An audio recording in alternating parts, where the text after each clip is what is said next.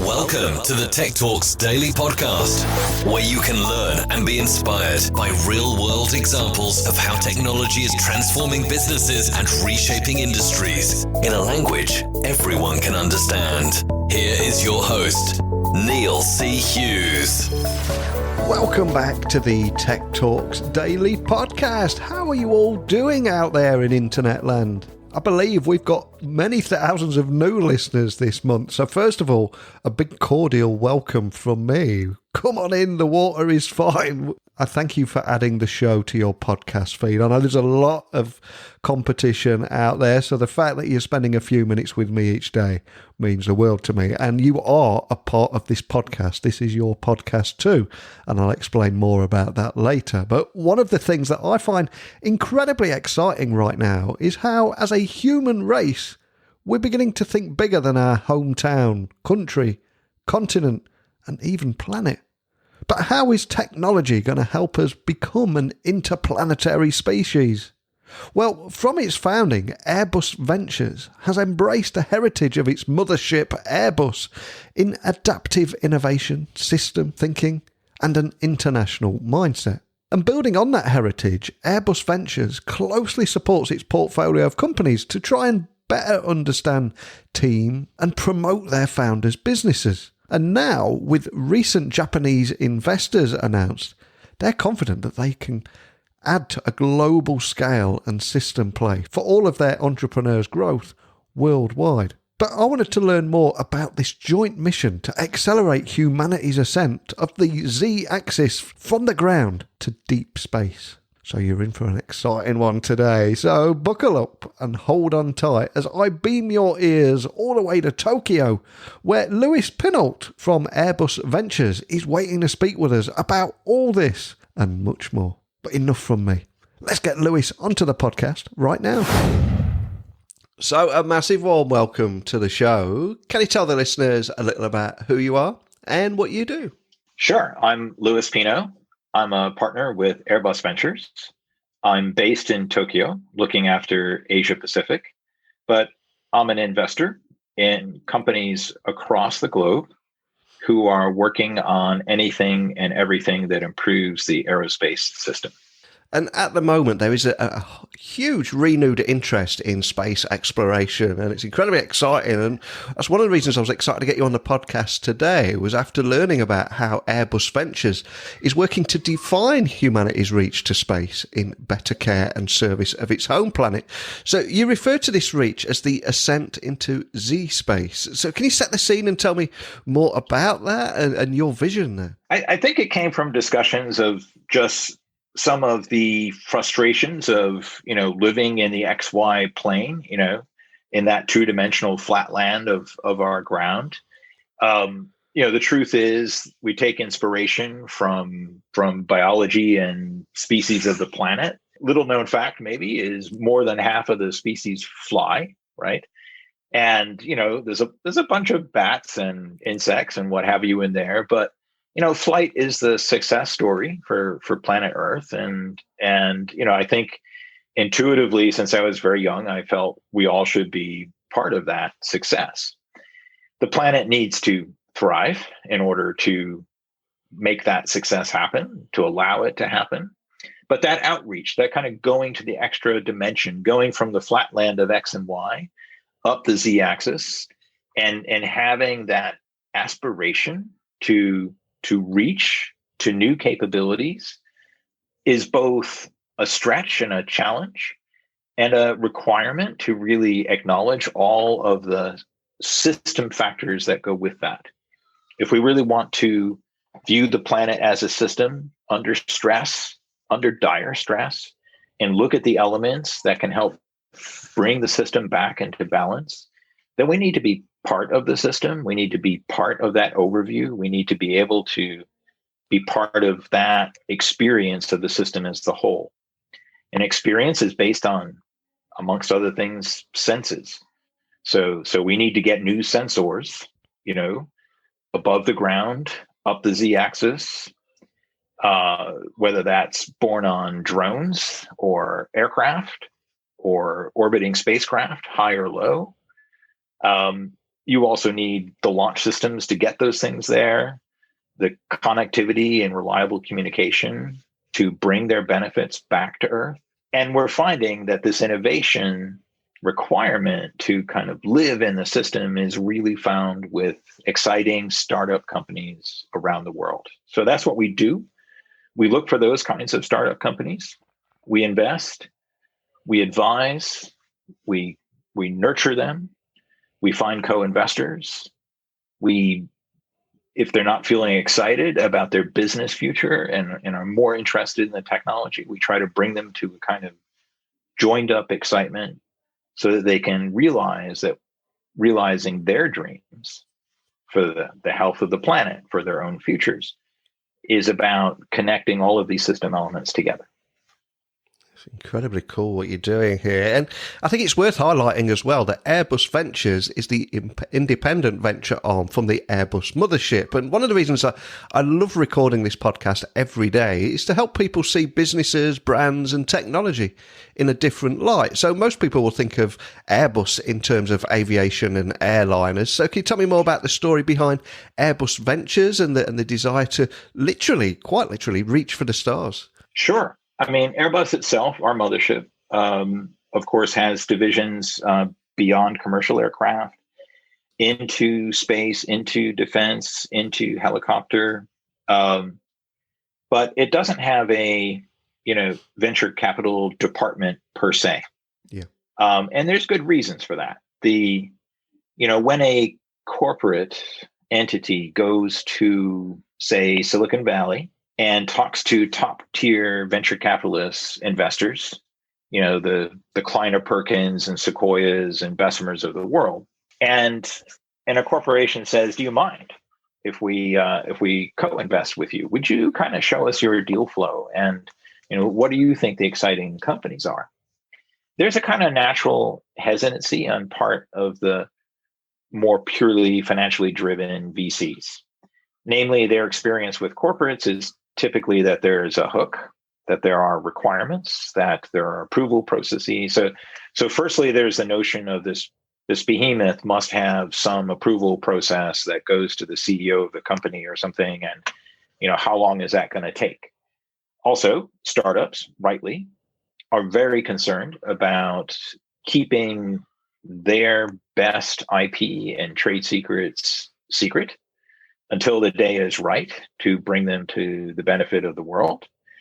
And corporates don't have a great reputation for handling intellectual property with startup companies as well as they could or should. That's just a fact.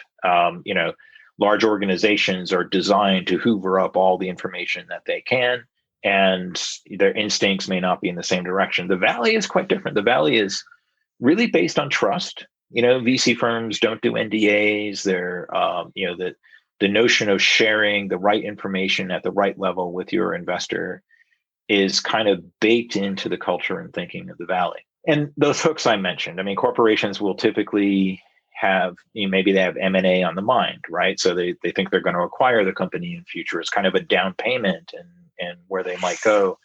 Or maybe there's even a requirement baked into a term sheet that says, if you are going to, open yourself to acquisition, then we have the right to have a look first or something like that.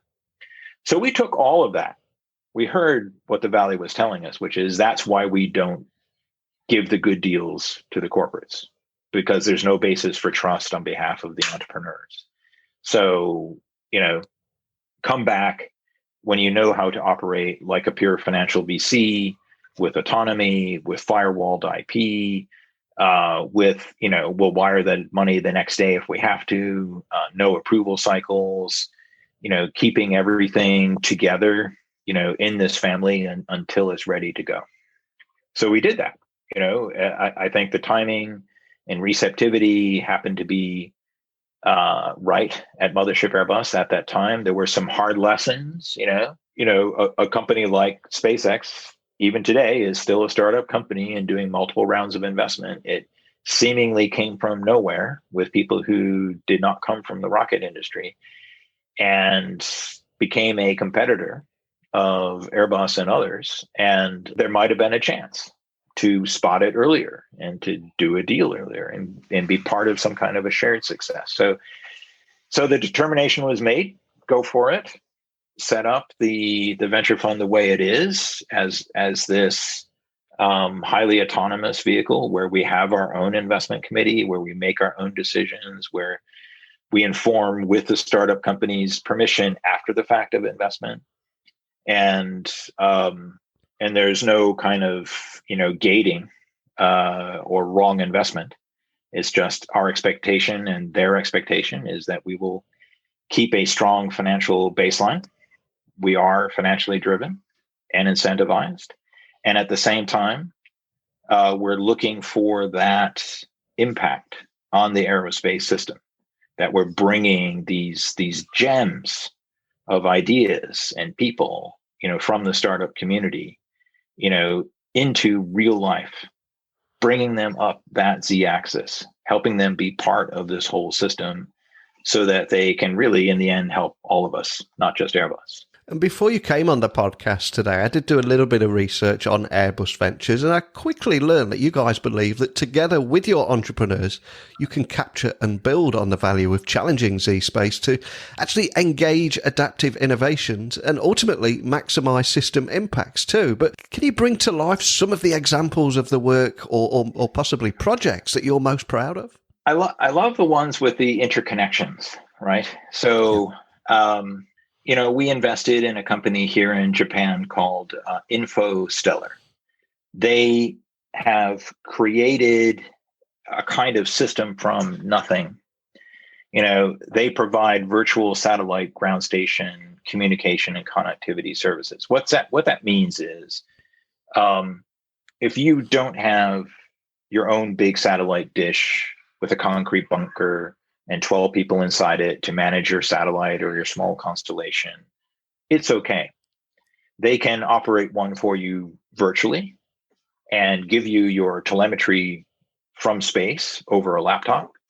They can help you make decisions using their mesh network technologies to decide which satellite gets to downlink first or to send command signals and uplink and so on. It's kind of a dream package that requires a lot of antennas around the world, but not ones that you own per se, but ones that you have incentivized to be part of a global network.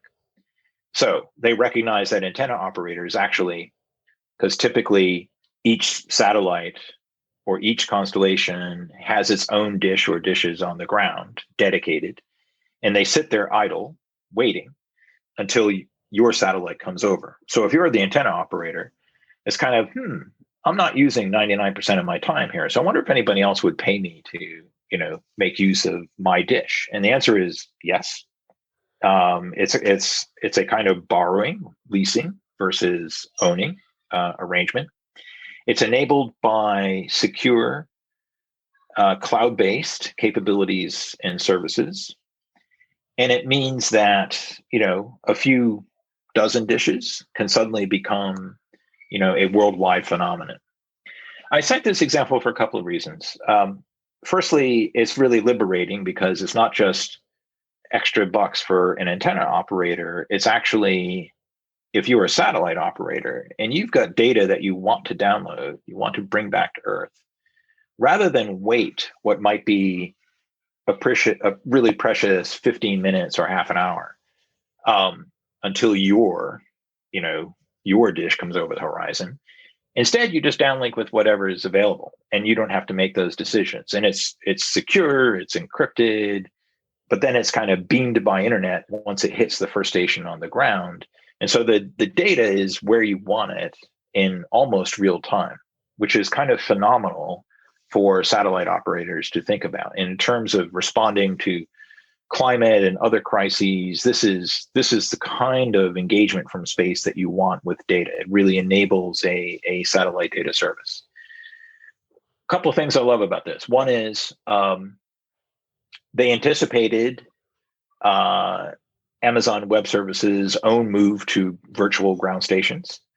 Amazon has cash. They can buy physical stations. They have physical data centers. Those data centers have good internet connection. So, they're on their way to probably providing that same kind of connectivity. But even by their own estimates, they're talking about kind of a decade's development to have that kind of a process available. And here we have a set of algorithms and plugin modules from a team that was doing its postgrad at University of Tokyo, showing up with something that works right now. If I think about successful launches, and this is where I start to think system elements really come in. We take a company like Astra, which as you probably know, is now in a process through a special purpose acquisition vehicle, a SPAC, to head toward going public. I mean, tremendous success for them based on their real success of their first launch to orbital space. People need to watch these launches, right? It's not just you point and press the button and good luck. When you bring things to orbit, you also need to insert your payload into the correct orbit.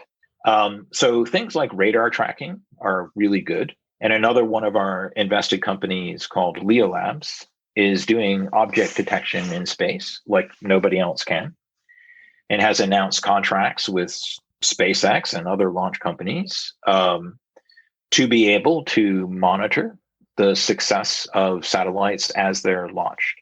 So tracking the launch from the moment of launch, a rocket is spilling a bit of space debris, right, along the way, and space debris matters. It's a real planetary threat to the success of aerospace.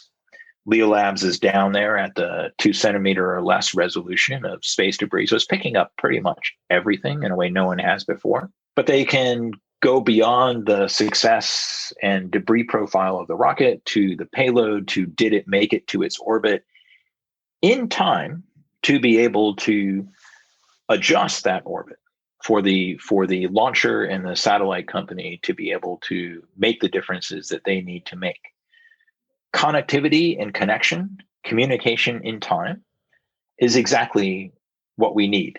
There was a test firing of a hopefully soon to be human graded rocket system that didn't make it to its orbit.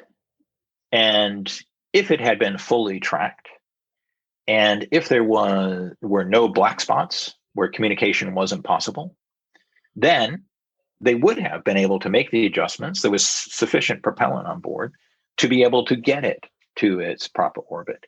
So, if I'm a human in a rocket, I want to know there's no black spots out there. I want everything kind of interconnected and working. So I think of our system of companies, and just taking those couple of examples of, there's a launcher company. I can talk about some of our investments in payload and electronics on the satellite side, and the kind of services and high resolution images across the spectrum they take of Earth. But there's also the, how do you connect it? How do you provide the communication system without the gaps worldwide?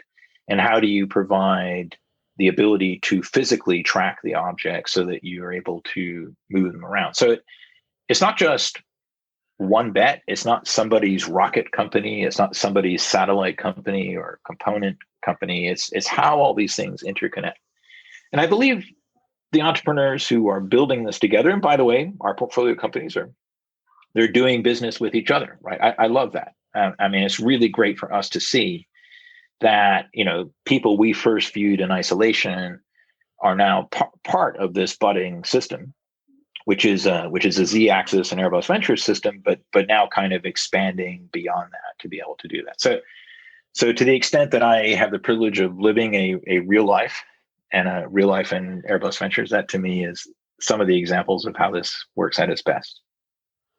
And one of the questions I was going to ask you today is if you have any partners that invest in Airbus Ventures to help bring along those early stage aerospace technologies and startup companies. But before you came on today, I did read that there was recent news in the press about a partnership with the Development Bank of Japan and so many other big notable players. So can you explain a little bit more about those partnerships? Sure. And I think this is one of the great things in the genesis of Airbus Ventures that we discussed, right? So when we decided that we would operate as a VC operates, which is, we build a fund and people invest in that fund. And then they entrust us to invest that money on behalf of the fund. So the investors are limited partners, and we are their general partner to execute the capital deployment where we see fit, and hopefully provide them a financial return on their investment in us. And I believe that I know that we are one of the very first and pioneering, corporate branded venture capital funds to have been expressly designed and now successfully take on external capital.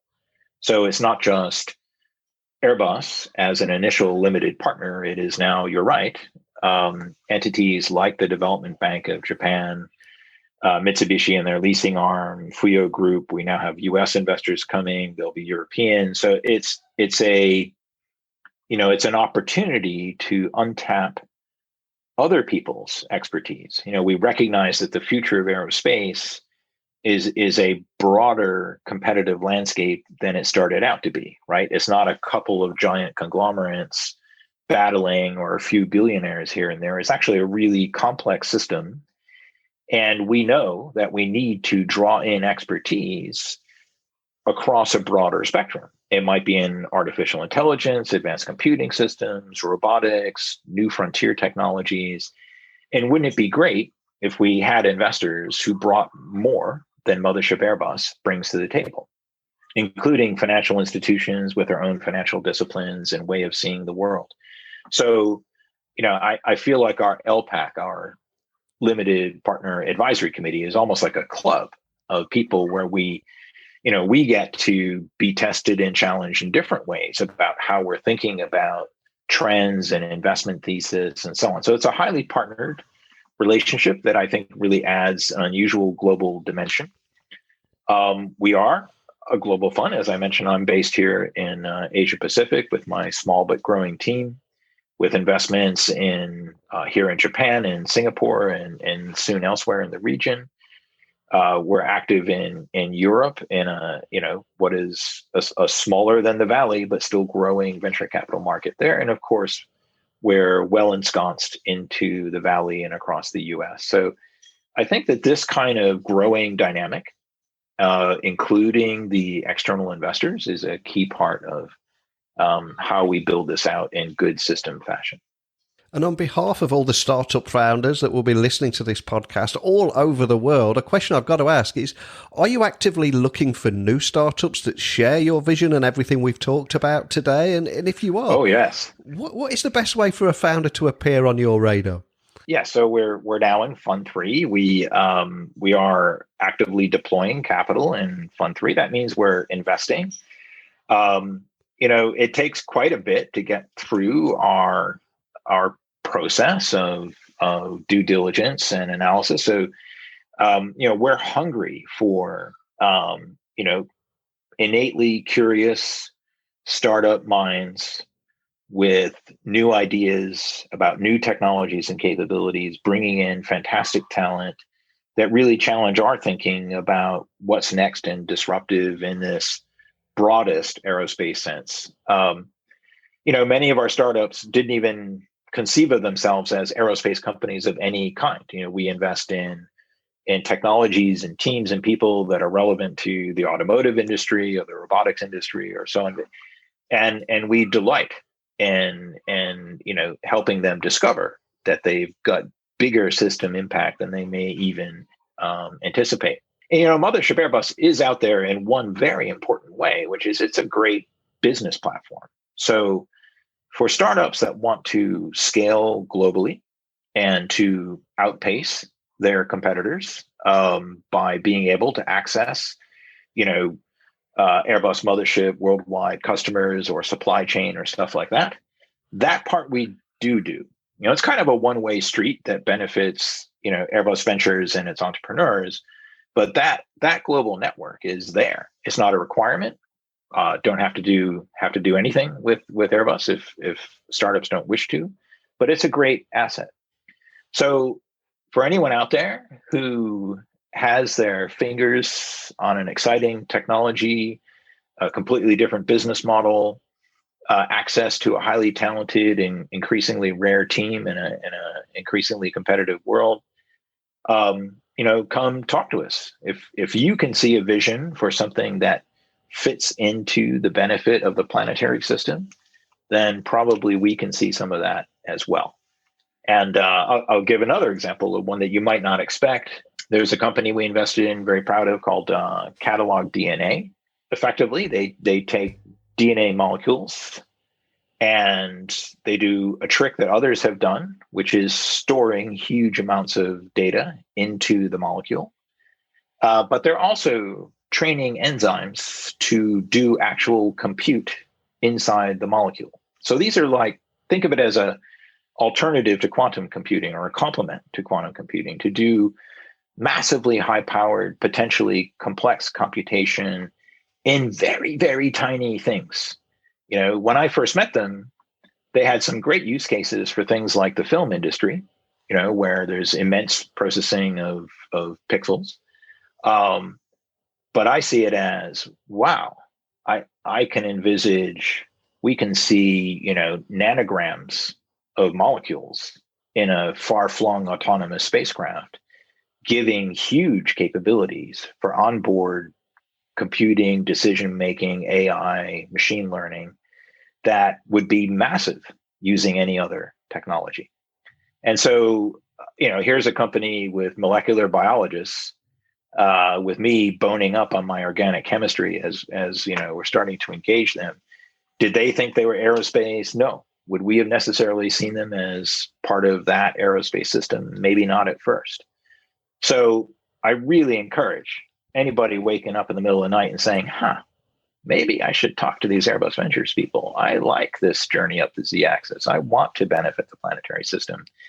And I didn't think that what we are working on was necessarily going to head there. But if these guys can help me develop and explore it, make it into something real, scale it, make it a business that thrives, make it something that is a magnet for talent around the world and really changes our capabilities in a way that we're really changing the planetary system away from the dire and toward something that is, a joyful place to live, with better social justice, with better, ability to handle massive migration, with the ability to not shirk away from any engagement with the environment and peoples around us because we're afraid to.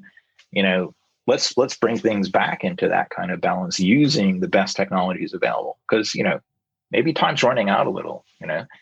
This isn't about escaping Z space and, populating other worlds in abandoning this world. This is about, wow, just get a little height above the Z-axis, be able to apprehend the planet as a planetary system, go fix it, make people aware. And if we take good care of this one, then I think we have a joyful future on many other worlds, but this is an important one. It's the one we got at the moment. Incredibly cool. And as we continue to explore the art of the possible, are there any particular emerging technologies that excite you right now? It's typically combinations of technologies that really we see immense potential in. I think the world of quantum computing and its adjacent technologies, like with Catalog DNA, offers tremendous capabilities. By training, I'm an engineer and an earth scientist, a planetary scientist. And I really am impressed not only with the computational power that quantum brings to complex problems like global weather modeling and global weather forecasting. We need high resolution, meaning, over small areas and small increments of time, very accurate weather forecasts and modeling to understand where the planet is heading. And quantum offers processing power to make that kind of prediction cycle possible. But we also need better sensors. And what's interesting is that, minute changes in gravimetric forces and gravity in the Earth's magnetism actually create quantum level fluctuations that can be sensed. So quantum sensors are interesting. Quantum engineering control systems are interesting. Integrating sensors with control systems into quantum processors and maybe bioprocessors is also really interesting.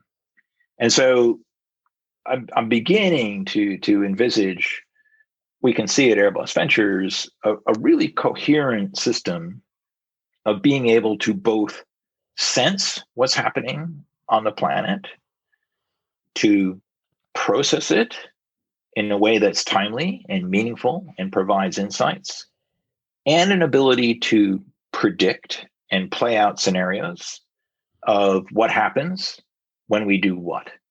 So that kind of, scenario modeling, embracing the complexity of the system, recognizing that there is going to be emergent, unexpected patterns that we should really know about in this planetary system. And the best way to get there is to develop the senses to be able to capture those patterns, and also to build our own pattern recognition skills, to know when something emergent and important is in front of us and being able to act on it.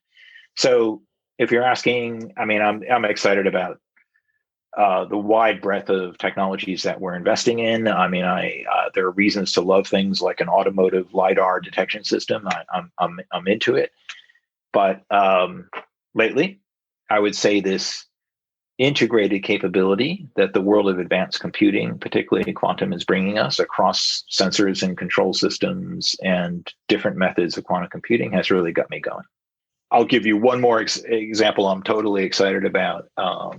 So I'm a director myself at a company called Atlas AI.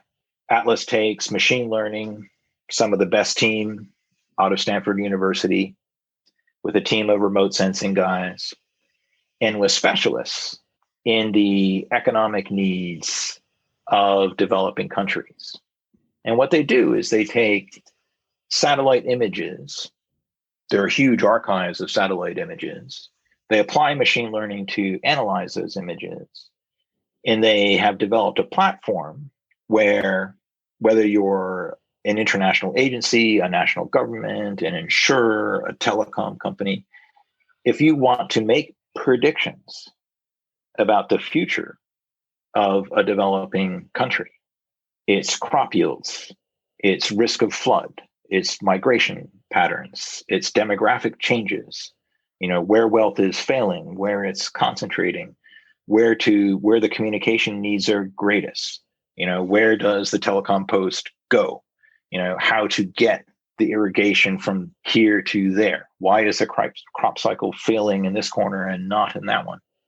Here's an example where people with insights to agriculture and agricultural science, people who have that planetary system sense, people who are developing new technologies for sustainability in water and water mapping and the rest, are able to work in tandem with the people who can sense and process images from space, together with machine learning experts who are enabling whole new technologies and platforms behind it. And in the end, the system connect comes in again. This is where the advanced computing will go, right? This is what's going to drive the machine learning capability. So I could go on and on. I'm sorry for any of the 40 plus companies across our funds that I haven't mentioned. I'm going to hear from them soon too, I think. But these are system successes. They're all part of it. And we really want to welcome new players and new thinkers, new activists, people who are ready to join this journey to come with us. Well, I always say at the end of every episode that technology works best when it brings people together. But what I love about what you guys are doing here is you're encouraging everyone in the world to think differently and think bigger and ultimately think beyond their city, state, country, continent, and even planet. And that's incredibly cool. So a big thank you for sharing that with me today, Lewis. Absolutely. Much of this comes from the DNA we're proud of. Airbus is a global company doing amazing things across borders, languages, cultures, things that are brought from many countries across the world, assembled in one place, and then somehow get up there and fly. This is part of that thinking. So please come and add to that global diversity for us and make it happen. This is where the door is open. And thank you so much, Neil, for the time today and the great questions and the engagement. And I hope we get to speak again really soon. How cool was that? I mean, if we have any startup founders listening, I think Lewis just gave you a green light when he said they are actively looking for startups that share their vision. And if you do reach out to them, please let me know about your mission, how you get on, and maybe we could invite you on this podcast too. So keep those messages coming in to me at techblogwriter@outlook.com. Remember, you can also send audio messages that we can play on the podcast, and you can send them across LinkedIn, Instagram, Twitter, etc. Just look for me at Neil C. Hughes. But this is ground control to Major Tom, as I sit here not spinning in a tin can, but speaking into one. So I hope you will all join me again tomorrow. Remember, this is your podcast too. I encourage you to share your insights and experiences and opinions on anything you've heard today. So keep those messages coming in and we'll do it all again tomorrow. But a big thank you for listening. And until next time, don't be a stranger. Thank you for listening to the Tech Talks Daily Podcast with Neil C. Hughes. Remember, technology works best when it brings people together.